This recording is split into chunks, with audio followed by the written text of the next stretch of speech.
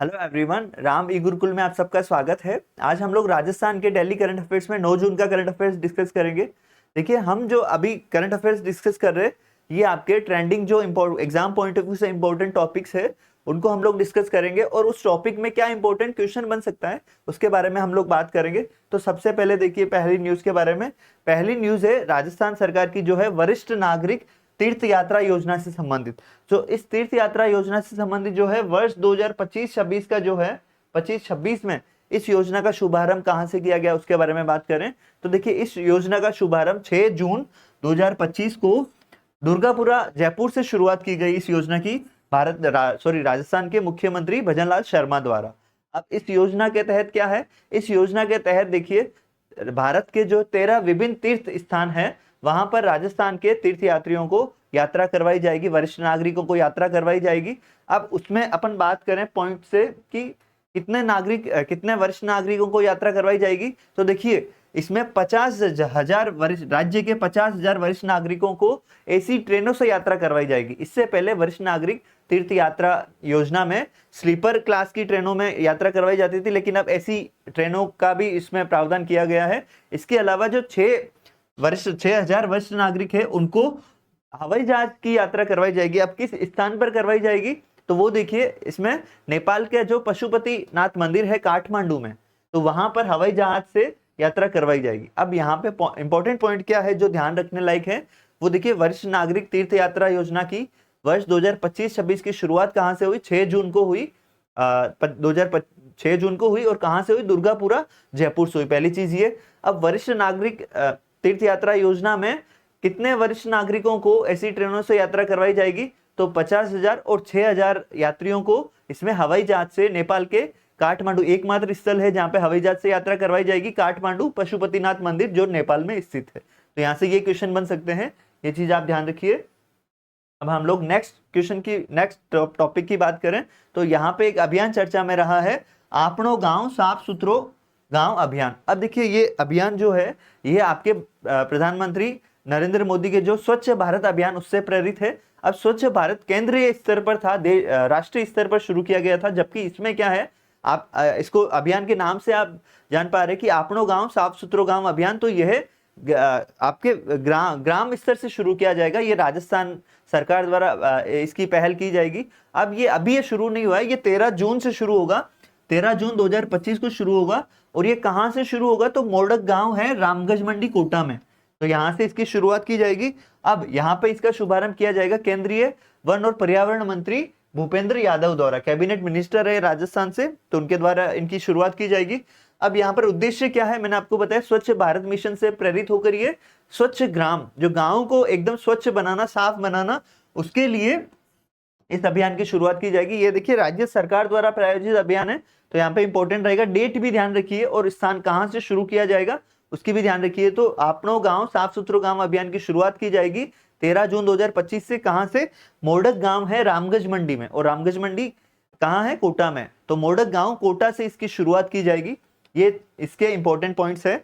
आगे हम लोग नेक्स्ट न्यूज की बात करें तो देखिए नेक्स्ट न्यूज है, राजस्थान की 9 प्रयोगशालाओं को, राजस्थान की जो 9 लेबोरेटरीज है, उन 9 प्रयोगशालाओं को अंतरराष्ट्रीय मानकों पर प्रमाणित किया गया है। अभी तक आप यहां से क्वेश्चन क्या बन सकता है, एक तो देखिए कितनी प्रयोगशालाओं को अंतरराष्ट्रीय मानकों के आधार पर प्रमाणित किया गया, तो राजस्थान की 9 प्रयोगशालाओं को मानकीकृत किया गया है। अब किससे प्रमाणन मिला है, NABN। अब NABN क्या है, देखिए national accreditation board for testing and calibration laboratories, इसका उसका फुल फॉर्म है। तो यहाँ पे इंपॉर्टेंट है कितनी प्रयोगशालाएं, 9 प्रयोगशालाओं को प्रमाणित किया गया है। इससे क्या होगा, ये जो वायु जल ध्वनि मिट्टी इससे संबंधित जो जांचें होती है, इनको अंतरराष्ट्रीय स्तर का प्रमाणन मिलेगा और मानक क्या रहेगा, ISO IEC 17025। तो देखिए ये इतना इंपॉर्टेंट नहीं है, इंपॉर्टेंट है कितनी लेबोरेटरीज है, ठीक है। तो लेबोरेटरीज है 9 और किसने प्रमाणन किया है, NABN, ठीक है। तो ये इंपॉर्टेंट है। अब आगे अपन बात करें नेक्स्ट पॉइंट की, तो ये प्रयोगशालाएं कौन कौन सी है, इसमें एक तो जो केंद्रीय प्रयोगशाला है वह है जयपुर में, तो एक तो उसको प्रमाणित किया गया है। इसके अलावा 8 कौन सी प्रयोगशालाएं हैं, तो भिवाड़ी, सीकर, उदयपुर, किशनगढ़, अलवर, कोटा, चित्तौड़गढ़ और भीलवाड़ा, इन क्षेत्रों में जो प्रयोगशालाएं, उनको भी अंतरराष्ट्रीय स्तर पर प्रमाणित किया गया है। इसके अलावा अभी तक 9 प्रयोगशालाओं को प्रमाणित किया गया, इसके अलावा 5 और राजस्थान की प्रयोगशालाओं को प्रमाणित किया जाएगा। तो राजस्थान की टोटल कुल जो है ये टोटल 14 प्रयोगशालाओं को प्रमाणित किया जाएगा अंतरराष्ट्रीय आधार पर। ठीक है, तो अभी तक 9 प्रयोगशालाओं को प्रमाणित किया गया है, ये चीज इंपॉर्टेंट है। अगस्त तक एस्टिमेटेड है कि राजस्थान की कुल 14 प्रयोगशालाएं अंतरराष्ट्रीय मानकों के आधार पर प्रमाणित हो जाएगी। तो यहाँ पे ये चीज इंपॉर्टेंट है। आगे हम लोग नेक्स्ट पॉइंट की बात करें तो इससे प्रमाणीकरण से क्या लाभ होगा, तब देखिए इसमें क्या है कि ये सब भारत सहित 120 देशों में मान्यता मिलेगी, गुणवत्ता और पारदर्शिता बढ़ेगी और जांच प्रक्रिया में सुधार आएगा, क्योंकि इनका स्टैंडर्डाइजेशन जो है अंतरराष्ट्रीय मानकों के अनुरूप किया जाएगा। तो हम लोग नेक्स्ट पॉइंट की बात करें तो देखिए अस्पतालों में Q management system, Q management जो है वो एक भीड़ प्रबंधन सिस्टम है। अब इसके तहत क्या है कि जो है देखिए जैसे अस्पतालों में या अभी रिसेंट जो है आपने सुना होगा कि आरसीबी जो है आईपीएल जीता, उसके बाद जो है भगदड़ के कारण काफी लोगों की 11 लोगों की जान गई। तो इसके अलावा जो है ये आपके अस्पतालों में भी भीड़ प्रबंधन को के लिए ये सिस्टम शुरू किया जाएगा राज्य में सभी अस्पतालों में। अब ये न्यूज चर्चा में क्यों है, अपने एग्जाम पॉइंट ऑफ व्यू से क्या इंपॉर्टेंट है वो हम बात करें कि देखिए इसका अभी रिसेंट पायलट प्रोजेक्ट शुरू किया गया था।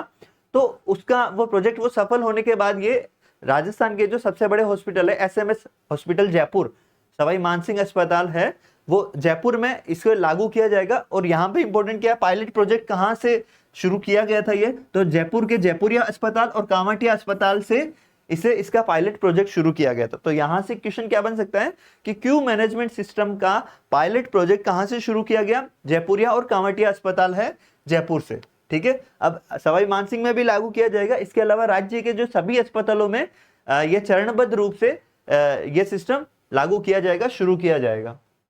तब इससे क्या फायदा होगा, क्या हो सकता है, देखिए क्यू मैनेजमेंट सिस्टम में क्या है कि आपको मरीजों को लंबी कतारों से राहत मिलती है, पंजीकरण तेज होता है। इसमें क्या होता है कि आपका पहले रजिस्ट्रेशन हो जाएगा, रजिस्ट्रेशन के बाद आप वेटिंग रूम में आप उस अपनी बारी का इंतजार करेंगे। इससे क्या है कि जो अस्पतालों में जो डॉक्टर्स के रूम हैं या जो गैलरीज है वहां पे भीड़ भाड़ नहीं रहेगी। आपका जब नंबर आएगा उसके अकॉर्डिंग आराम से एक सिस्टमेटिक वे के तहत यहाँ पे ये मैनेजमेंट सिस्टम लागू होगा ताकि लोगों को असुविधा ना हो।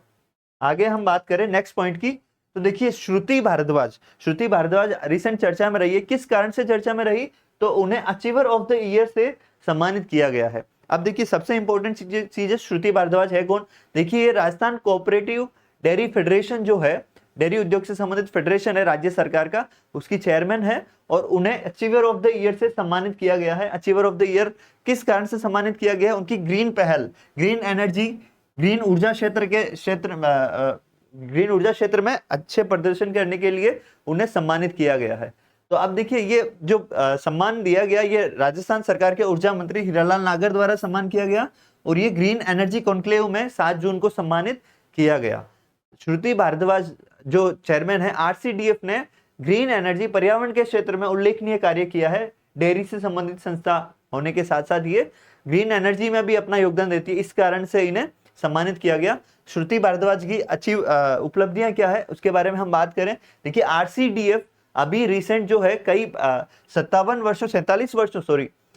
वर्षों में सर्वश्रेष्ठ प्रदर्शन किया है। जो राजस्थान की डेयरी फेडरेशन है इन्होंने 400 करोड़ रुपए से अधिक का लाभ मिला है और 10,000 करोड़ का अभी आरसीडीएफ का टर्नओवर हो गया है। तो यहाँ इस पॉइंट ऑफ व्यू से देखें तो आरसीडीएफ को भी आगे बढ़ाने में श्रुति भारद्वाज का योगदान है और ग्रीन एनर्जी क्षेत्र में भी इनका उल्लेखनीय योगदान है, इसीलिए इन्हें अचीवर ऑफ द ईयर से सम्मानित किया गया। अब क्वेश्चन क्या बन सकता है, क्वेश्चन बन सकता है हाल ही में राजस्थान से किन्हें ग्रीन ऊर्जा क्षेत्र में, हरित ऊर्जा क्षेत्र में उल्लेखनीय योगदान के लिए अचीवर अवार्ड से सम्मानित किया गया, तो श्रुति भारद्वाज आरसीडीएफ चेयरमैन। ठीक है, तो यहाँ पे ये इस तरह का क्वेश्चन आपके बन सकता है। अब यहाँ पे देखिए लास्ट क्वेश्चन, ये लास्ट स्लाइड है आज की। अब यहाँ पे एक इंपॉर्टेंट क्वेश्चन देखिए, राजस्थान में कुछ भी नया या पहली बार होता है तो वो बहुत इंपॉर्टेंट होता है।